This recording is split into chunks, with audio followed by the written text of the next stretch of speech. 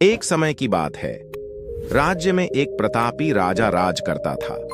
एक दिन उसके दरबार में एक विदेशी आगंतुक आया और उसने राजा को एक सुंदर पत्थर उपहार में दिया।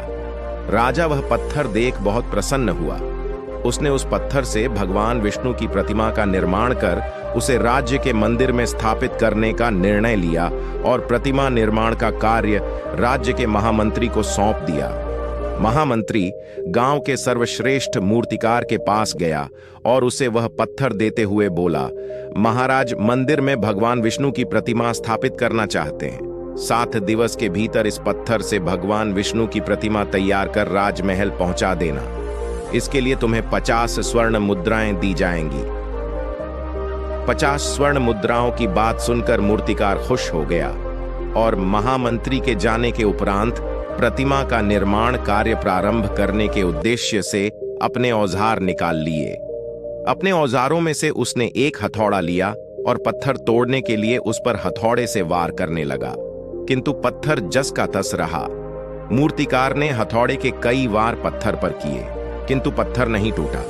50 बार प्रयास करने के उपरांत मूर्तिकार ने अंतिम बार प्रयास करने के उद्देश्य से हथौड़ा उठाया, किंतु यह सोचकर हथौड़े पर प्रहार करने के पूर्व ही उसने हाथ खींच लिया कि जब 50 बार वार करने से पत्थर नहीं टूटा तो अब क्या टूटेगा।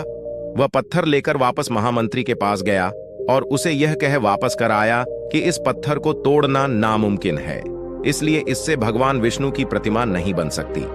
महामंत्री को राजा का आदेश हर स्थिति में पूर्ण करना था, इसलिए उसने भगवान विष्णु की प्रतिमा निर्मित करने का कार्य गांव के एक साधारण से मूर्तिकार को सौंप दिया।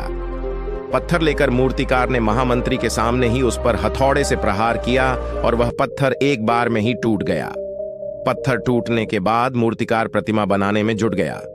इधर महामंत्री सोचने लगा कि काश पहले मूर्तिकार ने एक अंतिम प्रयास और किया होता तो सफल हो गया होता और 50 स्वर्ण मुद्राओं का हकदार बनता। मित्रों, हम भी अपने जीवन में ऐसी परिस्थितियों से दो चार होते रहते हैं।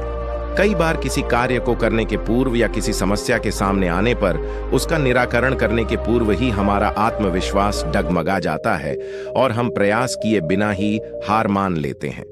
कई बार हम 1-2 प्रयास में असफलता मिलने पर आगे प्रयास करना छोड़ देते हैं, जबकि हो सकता है कि कुछ प्रयास और करने पर कार्य पूर्ण हो जाता या समस्या का समाधान हो जाता।